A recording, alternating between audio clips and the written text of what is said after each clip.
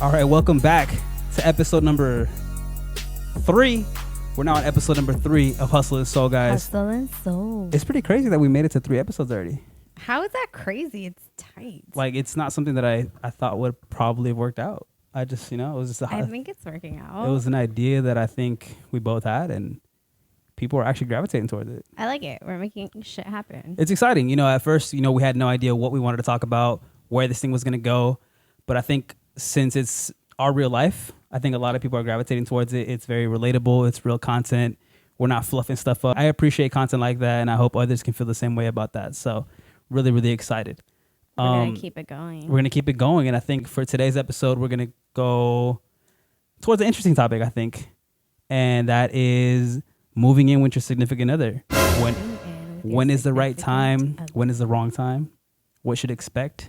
What you shouldn't expect? What you hate? What you love? To be honest, there's no right or wrong answer. We're just going to give our experience and hope you guys can relate or understand or get an idea of what's to come if you decide to take that leap of faith and move in with your significant other. Because it's a big deal. Don't do it. Just kidding. I think it's a big deal, definitely in anybody's life. Deal. Moving out, it's a big step. Moving out of the nest in general is a big thing. But yeah, I think we should just start with a little background of where we came from and as far as living situations go. Yeah, I think we already told them enough of where we came from. They're probably if you haven't already, check out Meet the Parents, which is episode number 1. We'll link it up somewhere right here or over there. I don't know how to use YouTube and stuff yet, but we'll link it somewhere, and you guys can definitely get a background on us and our life and all that kind of stuff. Yeah, and also a quick shout out to someone who actually gave us this idea, EmiBoo29. We asked on Instagram what topic should we cover, and this was actually her idea. So that's pretty shout out to you, EmiBoo. We appreciate you. So I think we should get started with kind of our background, our living situations before moving in. And I think you have a little more interesting story, so we'll start with you. I have an interesting story. I mean, you definitely hopped around a little bit you left Southgate completely. Did. Yeah, so I talked about this a little bit on episode 1, so I won't repeat too much. But I did move out of Southgate for college. Left my parents' house, didn't move very far, but I did live in Irvine and different cities in Orange County, including Newport Beach and Costa Mesa. Going from Southgate to Orange County is a big deal. I mean, you went from living in Southgate, which is nothing wrong with it, but when you grow up where you grow up, it's kind of all you know. You just want to leave. You live literally steps by the beach. I did. So that was a crazy jump from point A to point B. It was, yeah. So I obviously lived in dorms my first year. And that's just a very different experience. You're with young people all the time. You have your own little spot. You're here and there sharing restrooms with basically strangers or people you don't even know. And that's different for you because you're an only child. So that whole experience in general I think is brand new to you. Yeah, but I also think at that point I was also very young and I just want to get the hell out of Southgate. So it was fun. One of my favorite experiences was living in Newport Beach. I did live in a beach house. Yeah. Walking distance from the beach. So Barry came a couple times. It was beautiful. I lived with friends. It was the most fun I've ever had. And it was walking distance from the bars, from all the nice restaurants. Yeah. It was 10-15 minute drive to school. So it was just a really perfect, cool last year living situation. Yeah. And then I did live in OC for an extra year after I graduated college. And I talk about this again in episode 1, in Costa Mesa in an apartment with my friend. And again, real world, pay your bills. Yeah. You get paid. You learn how to budget your checks type of thing. Yeah. And then I did move back home. Yeah. So on the flip side, I didn't have that crazy of a cool story, I lived at mommy's house. I lived in my parents' house from high school, and my undergrad went to Cal State Long Beach, so I commuted. But I've always had my own separate little space since I think freshman year of high school. So there's a back den in my parents' house, and we converted that into kind of my living space. So it was a big ass room. It had a bathroom. It had a shower. It had its own entry point, exit point next to the backyard. So I was able to come and go as I pleased. I had a lot of privacy, so I had no issues, and I was very comfortable. And I know you hated that shit, but that was where I had all my DJ equipment in high school. It was a man cave. It was basically a man cave. In high school, I had my buddies come over and we'd have DJ sessions after school. We just played loud music. The neighbors already knew what it was. They were cool with it. I really had no issues. The pool was right next to there. My parents had a pool, so it was literally a sick ass man cave. And then as I grew my business with Sworn to Us, the apparel brand, we actually gutted that room and we put cardboard boxes everywhere and had my just basically clothes everywhere. Yeah. So it became a warehouse shipping facilities with a bed and a TV. Yeah. So I definitely outgrew that real quick. And at the time when Arlene and I were hanging out, hanging out, guys. She definitely didn't appreciate, me not being able to disconnect the brand. Yeah, I did appreciate it. It was just very overwhelming just because you have to take in mind, like, his home, his bed, his room was his business. Yeah. So it was just a little hard because, sometimes you just want to unwind and, like, hang out and just, like, Netflix and chill, right?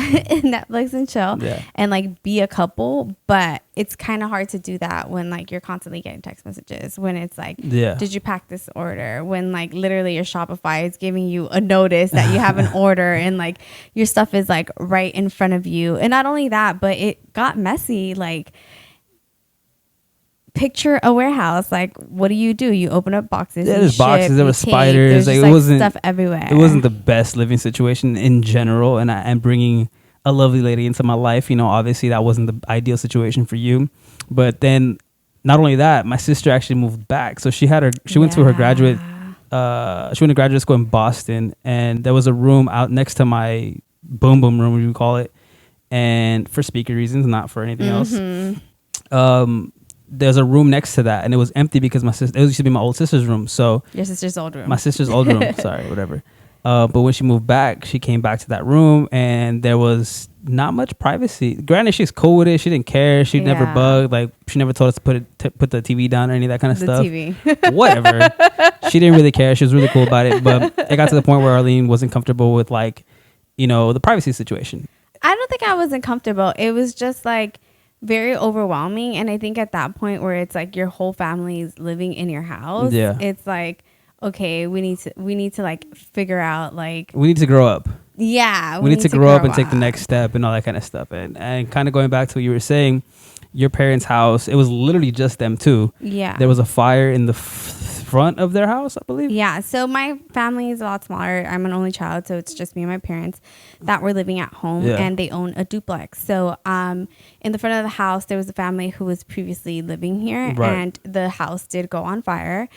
So long story short, they had to remodel the entire front house, and they did some remodeling in the back house as well. So it's like two separate houses, like pretty big space, like just like a really nice area. So the front house was remodeled. Everything's literally brand new construction. Yeah. And at the time, they were just like, they still had, I think, insurance money. And they were like, yo, let's just develop the back or the second unit. And they started doing, I think they started with the kitchen first and all that kind of stuff. And I remember you poked in and you were like, oh, this is really nice. Like, now that you're seeing the construction, and you started chiming in like, yo, what if we did gray floors and all kind of stuff? And your parents had their own touch with the entire house. So that was like, that didn't mesh with their design aesthetic.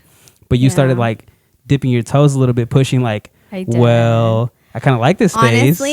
Honestly, like my little light bulb came on. Little antennas. My light bulb. Okay. And I was like, this wouldn't be a bad place to live, I remember you sprung that idea on me real quick, and I did. I never took you serious. Yeah, Barry never took me seriously, but I was like, you've been living at your parents' house for like a while. Like, it's been a couple years that we've been dating. Like, let's just move out. Like, it's pretty serious. Like, let's just do it. So I kind of just started like engraving that idea, like, slowly. You kept hinting at it, joking at it. Again, I never knew when to take you. Yeah, and I think you even joked with your parents, and they didn't even believe you. I did joke with my parents because I don't know. Like, I think my mom was always like the type of person that was like, don't bring a guy around unless it's serious. And honestly, like, I shut up. I haven't brought people around like that, or it hadn't. Just me. So yeah, I didn't.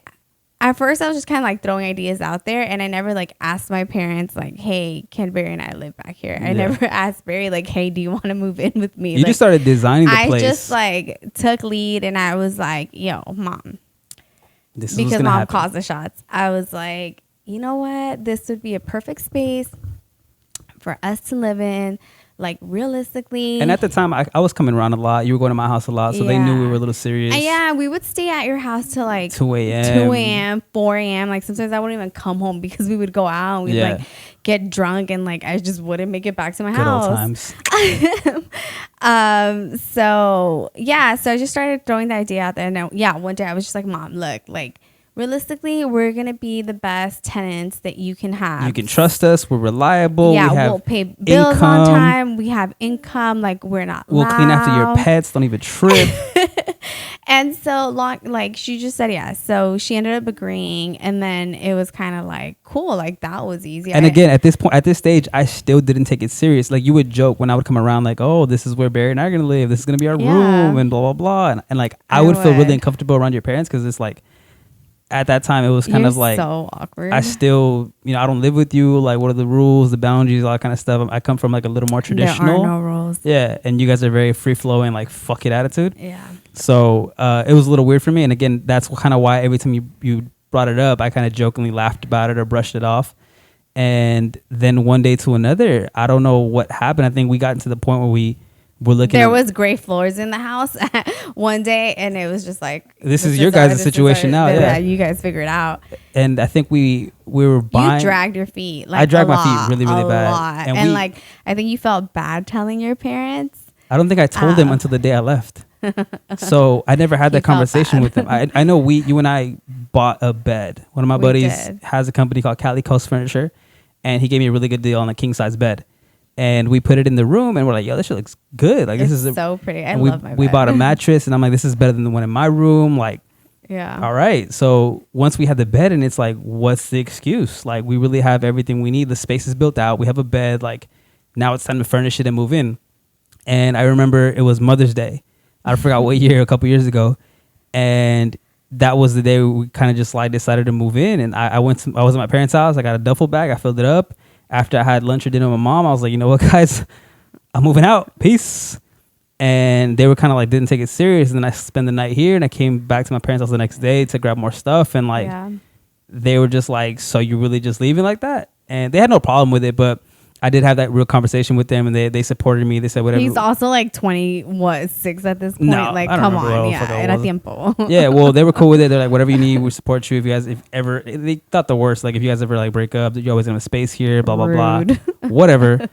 So I think at that point I was just living off of 2 duffel bags in this place that was unfurnished and all that kind of stuff. So that transition period was interesting, and I think that's something that I think a lot of people once you move in, you don't really consider furnishing your place.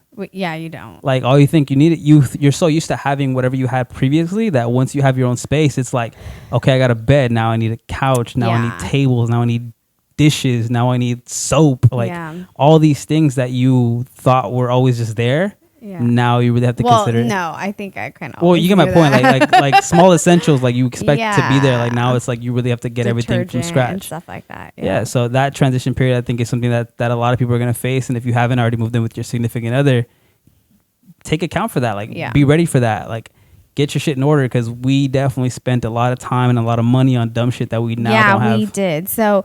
Whatever, we finally moved in. I think you started like sleeping over, and then little by little, like you just kind of stayed here. Yeah, there was no official date, there was no official plan, there was nothing like that. But what we did was we tried to work with what we have a little bit. So we stole a lot of shit from your parents' house. Yeah, from my parents' house? Yeah, we took a lot of dishes, a lot of cups. Oh, we did, yeah. So pots and pans. Yeah.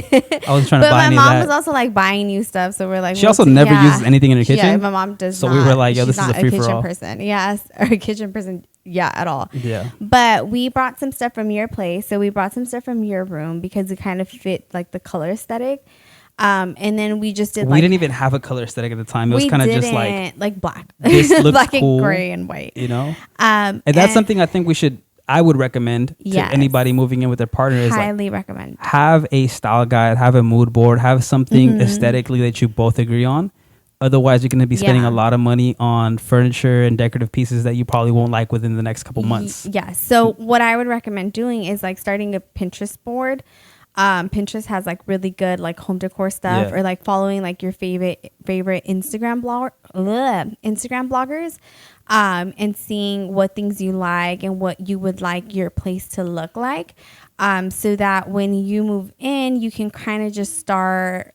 It doesn't have to be all done at once, but you can start buying. You have an idea. Things. You can visualize what you want it to look like. You can visualize, but also like start buying things that you can like slowly accumulate until you have what your home looks like. And I don't think we did any of that. So for us, we just bought stuff from Barry's Place, and then we did filler stuff. So we would go to Marshalls, we would go to Home Goods, and like just spend money on like little things that we thought we needed, but it was never like with intention. So a year or two later, like we ended up with this house that we didn't love how it looked. Yeah. And when you don't love how things look, at least for me, you don't feel comfortable and you're not happy in the space that you're living in. So now we've kind of found ourselves in like a second wave. I'll do that again. A second wave of remodeling the house, and now we have done the Pinterest boards. It's a little more serious, a little more expensive. It's more serious. It's getting a tiny bit more expensive.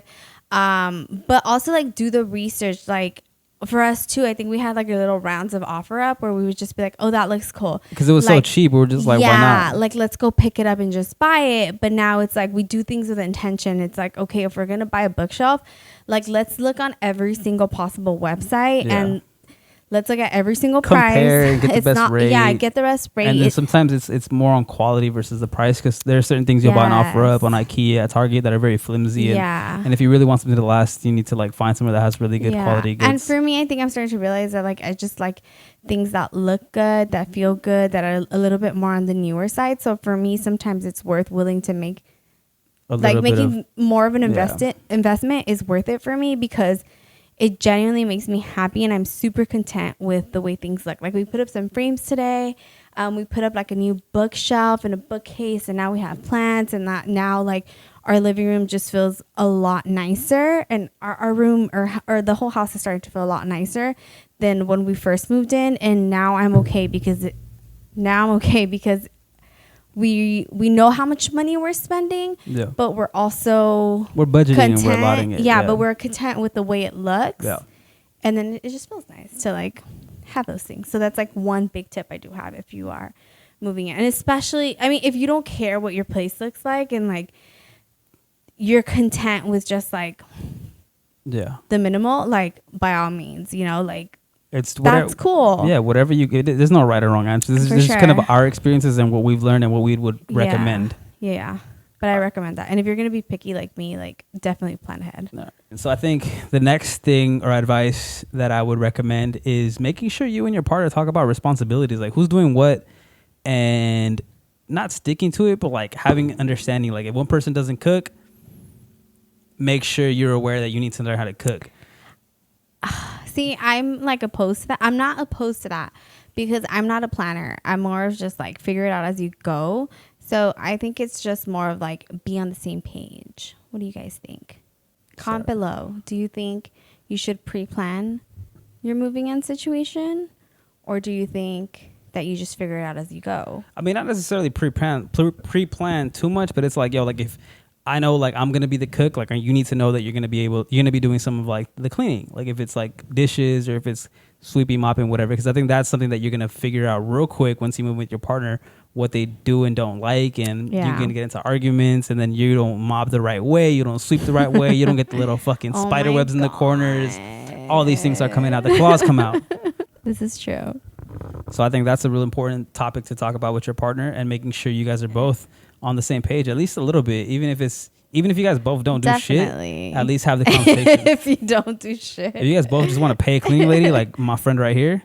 That's ideal. As long as you guys are both on the same page, just be aware of that, because those things can definitely cause tensions, and that's when you start seeing the ugly side of your partner. If you will. Excuse you? Okay, maybe it's not. I think we should like break down the different scenarios and like our experiences and our rationale, or at least my rationale behind all of my ideas and all of the things that I want to do, because it just doesn't come out because I'm crazy. Like there are different reasons why I want to do certain things or why I don't want to do certain things. Let's go, my friend. Start it off. Worth Go for explaining. it. Let's listen. So we'll talk about chores a little bit. Not too much, because that shit can get boring. Like nobody likes chores. Right. I really don't enjoy doing chores that much. But one of the things that you all did messages about is like who does what. which is That's a fair question. funny. It's a fair question. And honestly, we live in a very non-traditional, not typical stereotyped household. That's to say the woman doesn't do much in this household. The woman does a lot, okay? Fair enough. Yes. So I just think it's like I've always grown up with the mentality that both people can do everything. That's fair. I understand that. Yeah, and that's fair. And but do they in this household? It's debatable. Well, we'll start off with cooking because straight up, I don't cook. Yeah. I don't cook. And I think this is where Barry and I differ from our previous household situation, because I grew up in a household where... You grew up in La Calle, put it straight up. I grew up in La Calle. I did. Pollo Loco, you ate Yoshinoya, whatever's in the street. Yeah, so anything from the street. So to simplify things, I had... Both of my parents worked all day, 5 days a week.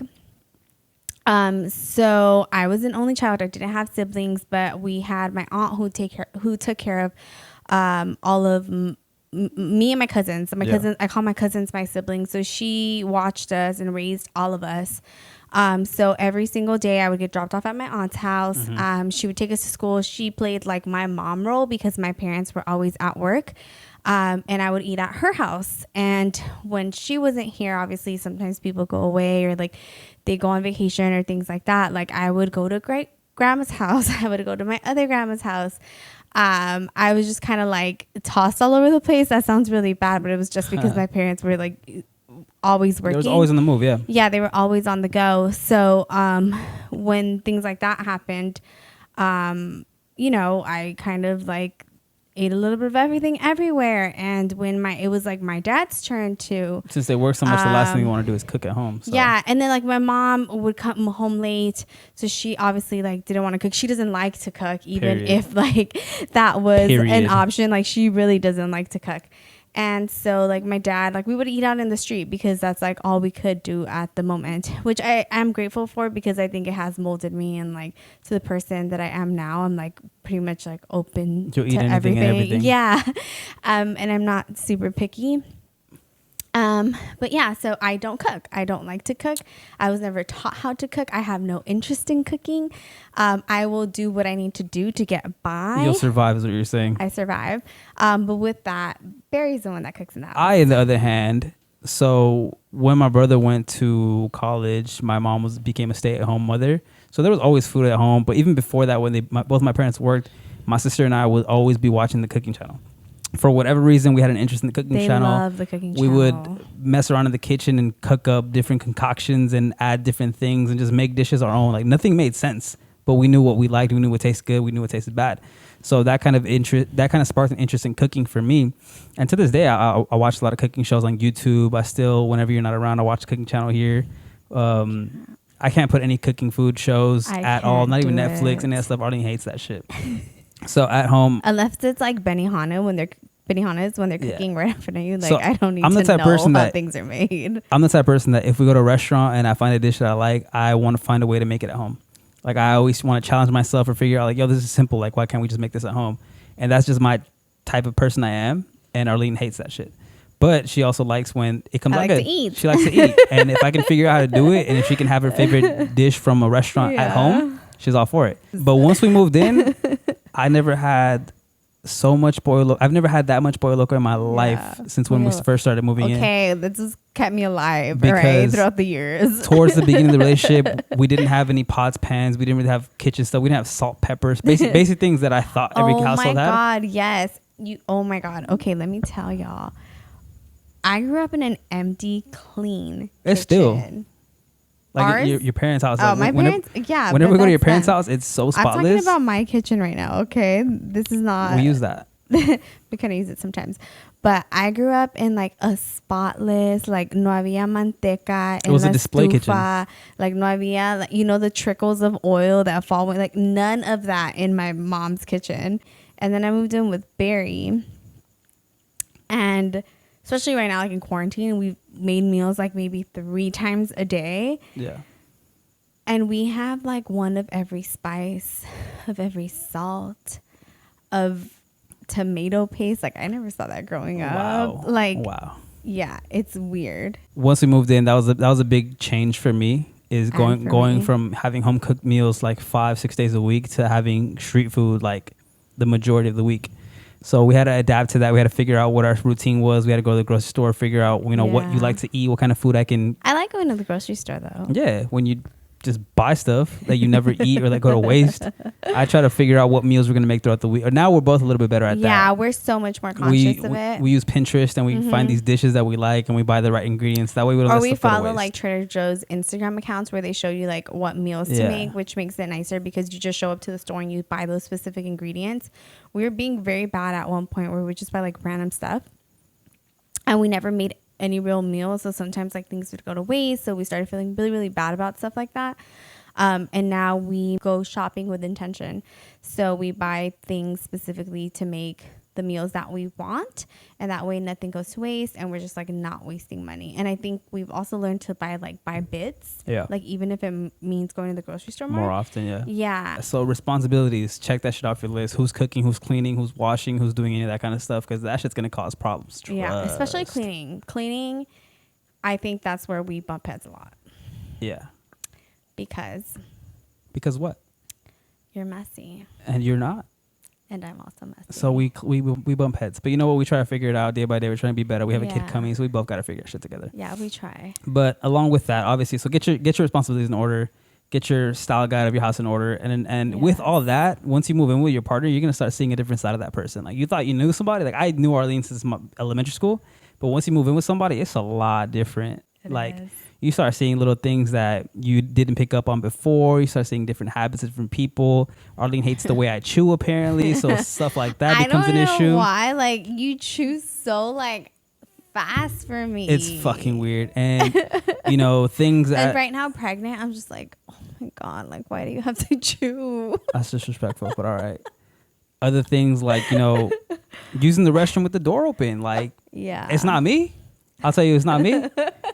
Some people just the thing is, I also feel like you pick up a lot from your family and the way that you were raised. And if I was raised very if you enter a room and there's a bunch of people, you greet everybody individually. You have it's a little bit of manners, respect, whatever you want to call it. Yeah, his family has a lot more manners. They're more respectful. Yeah. The tone is a little bit more soft. And with my parents, it's different. And if you've met my parents, you hear my dad cursing all the time and they talk shit to each other all the time. It's funny because even though it's more loose, even though it's very different from my upbringing, I think it fits very well into my Gemini personality because I can be very polite in one setting and I can just be like, fuck it, what's up, y'all? So I'm able to adapt. But with that, I do fucking go to the restroom with the door open, whatever. I go to the restroom and I lock the door, all hell breaks loose. Only with Barry though. I'm also not I'm just saying, you pick up on these little things, man. But that's my personality, and I'm more of just if you're with your partner for the long run, you grow to love these things, you grow to appreciate these things, you just grow to accept these things. It's kind of it is what it is. It comes with the territory, and it's funny because we definitely had a bunch of clashing experiences, but now it's kind of we know how each other is, and you get used to it, and you just we're adapting a little bit more, and we're learning how to work around things. Which is good. It's a good thing, and I think you learn, and just don't give up on each other, because what if she doesn't want to close the door? What if she doesn't want to take the trash out? What if she just leaves it outside the door? All these different things. Anyways, moving on. Exactly. Moving on. Exactly. So, but I mean, it's all fun. It's really all fun. It's a growing experience. And, it helps you in the long run. I think it's helped us be a lot more financially stable. Yeah. In terms of we're not spending money on dumb stuff anymore because we have a home to care for, to furnish, to pay for, also pay rent. All that thing adds up, and that kind of helps you also understand what kind of, obviously this isn't our long-term goal. We don't want to live here forever. We have a child coming, so we're obviously thinking about our future and moving into an actual home. But I think this is a good test run and seeing, hopefully sooner than later. These YouTube videos gotta start picking up. Subscribe, comment, double tell your friends, please. This also helps us understand what it is to care for a home. What it is to furnish a home. What to look for in a home. If me, a big thing for me is I want a nice kitchen. I could give a fuck less about a kitchen. But these are the things that you. No, I do. We talk about the kitchen all the time, and we want what's the middle thing called? An island. An island. Wow, Arlene. Oh my That's God. the one thing you picked up from the kitchen. The island. All right. And not even to like cooking. Like not she even wants to have eat waterfall it. island, the little one that all the little bloggers have. You They're know, so pretty. that's like Arlene. just to look at Anyways. for display. But all those things definitely, I mean, this experience helped us, you know, figure our life out a little bit. You know, we buy things a little more responsibly. You know, before we would just buy random shit on OfferUp at Home Goods thinking it would fit the house, and then you put it in and it's like, this shit don't work here. And it gives you an idea of like also how to like be responsible, how to budget your money. And also I think one thing that's important for me is when you're in a setting for so long, you figure out what you like and what you dislike, obviously like about the home, but also I think about the surrounding area. Also true. And don't even get me started if you have a ring at your house. Oh my shit God. is wild. People Hold on, are let's wild. pause. And people are extra. If you have a Ring, the app, the camera, the security system at your house, how wild is that little fucking network of social network system they have? Everybody's like, yo, was that fireworks? Was that gunshots? Yo, I heard a helicopter. What did it say? It's so crazy. And sometimes you get scared because it's like, wait, what if it's serious? Especially with like having a kid on the way.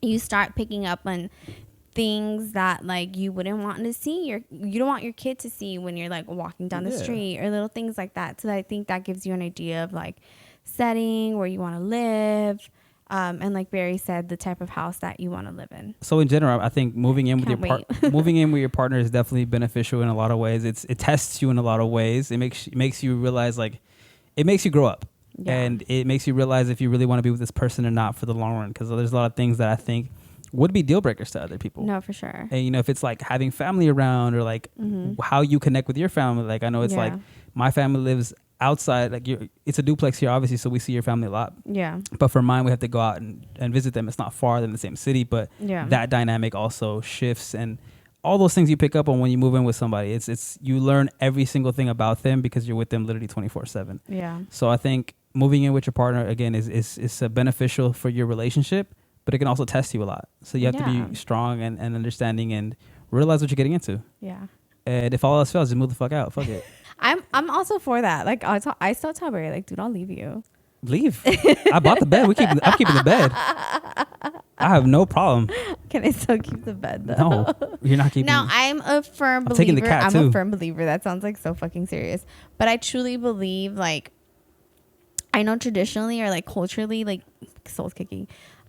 People aren't like supposed to move in together until they're like married or until like that's they're why super serious or like that's the one. But I also think in order to make a relationship work or in order to get married, have to know your partner. That's even your goal. You have to know your partner. You have to test the waters. You got to test drive before you buy it. You got to know what real life, what the real shit and situation is, because if not, like, what is you doing? What if you get married and then you move in together and then it's like a complete... And then you figure out that they chew so gross.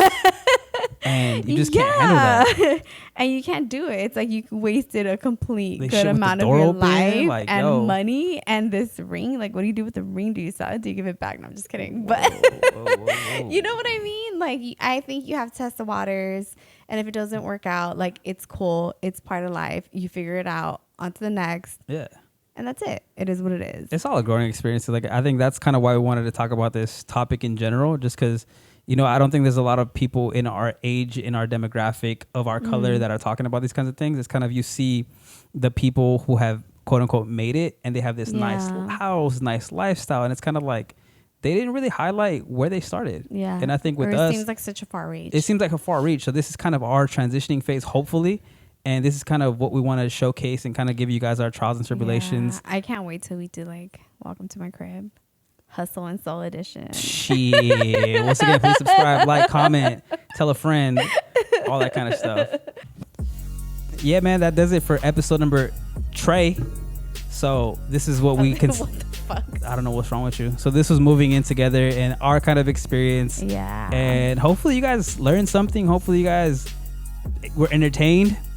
You know, we don't know exactly the right or wrong things. We're obviously figuring shit out as we go. Yeah. And, you know, that's kind of... It's fun, though, and I hope everyone watching is having fun or at least getting a kick of this Yeah, I mean, that's all we can hope for. Again, don't fucking listen to everything we say because we clearly don't got everything figured out. We're not experts. Like, we're trying to figure it out. And if you have tips or if you're like, let us know. Get your ass cooking, send me recipes. If you guys know somewhere that has cooking classes, or if you recommend a food service like HelloFresh or any of those things. But more importantly, if you have a cleaning service, hit me up because I will take it. I will pay you. If you got an aunt, a mom, a fucking a robot, let us know. I take it all. But before we close out, I definitely want to do something special for this episode. Yes. Everybody that's been watching us has been so amazing. Yes. With all the feedback. Thank you. Honestly, we did this podcast and we just went for it. Barry's been wanting to do it for a long time. We've mentioned this. Like, I decided to join him. We didn't really know where it would go, or we didn't know where we would land. We didn't know that people wanted to listen to what we have to say. Yeah. So that is so meaningful. That's pretty and cool. We're super excited to just keep doing this. really love that a lot of our supporters are also from Southeast LA. Yeah. So that's good to see people that, people that we from our middle school that we probably lost touch with that are still out there and still watching. So we appreciate all of you guys. We haven't forgot any of you guys. So we respect, we appreciate everybody. Yeah. And we love hearing from you guys and all the DMs and just like all the positivity, like just keep it up. Like not even just to us, like just everywhere. I'm trying my best, guys. I'm trying not to cut Arlene off as much as possible. I know it's a thing. I give them I'm aware, but sometimes she'll be saying some dumb shit. But yeah. So what we want to do with this episode, I want to do a giveaway. I want to give you guys $100 to Sworn to West. And if you guys don't know, Sworn to West is my apparel brand. Show me shirt. This is a Sworn to West tee all day, gang. And the holidays are coming up, Black Friday's coming up, the colder weather's gonna come up, and we love outerwear in my brand. So yeah, $100 will get you guys hooked up. All you guys have to do is 3 things. 1, subscribe to my channel. Do it. Easy. 2, please like the video. Like it. 3, comment something. What should we comment? But I don't know. Is there a phrase? I think it should be like Sworn Gang or something now that we say it out loud. Yeah, fuck it. Comment Sworn Gang. Fuck it. Yeah. And also, let me know, how do you guys feel about the length of these videos? Because the first video was like 45 minutes. I tried to drop it down to 38 minutes. This one might be a little bit shorter. Yeah. Do you guys want more lengthier videos and podcasts, or do you guys prefer a little bit more condensed information? Yeah. These. Are there like things we should do throughout the podcast too? Like. You want to call in? We can have somebody call in. I want to do that. Have we figured out how to do that? We'll figure out how to do that. I still got to buy the equipment. I'm still running my little janky system, but it's coming, guys. It's coming. Please give Barry a reason to buy better shit. Like my mic is low key janky at this point. Clip one was a little off, but tell him we'll get better with time. Your girl needs a new mic. We'll get better with time, guys. Promise you. But again, give us any feedback. Let us know any topics you guys want to hear. All that kind of stuff helps, guys. But we really, really appreciate you guys from the bottom of our heart. Honestly, like, thank you guys for watching. Thank you guys for subscribing. Thank you guys for following us on Instagram. All that kind of stuff. Like, it really, really means a lot that you guys care what we're talking about. I know. So we want to make sure we keep things engaging, keep things exciting. We want to make sure Arlene lasts as many episodes before the baby comes. Send us ideas. Send us things everyone wants to hear. I am all about interviewing people too. So if there's anyone you think is down for this podcast, let us know so we can reach out to them and bring them on board, because we are, like, by the time you guys see this, probably a month away from baby Soul's arrival. So we really are enjoying this. We will be quarantining again. So please send us ideas, because we will most likely go hard with these episodes for just a little bit longer. So again, appreciate you guys. This is episode 3. We out.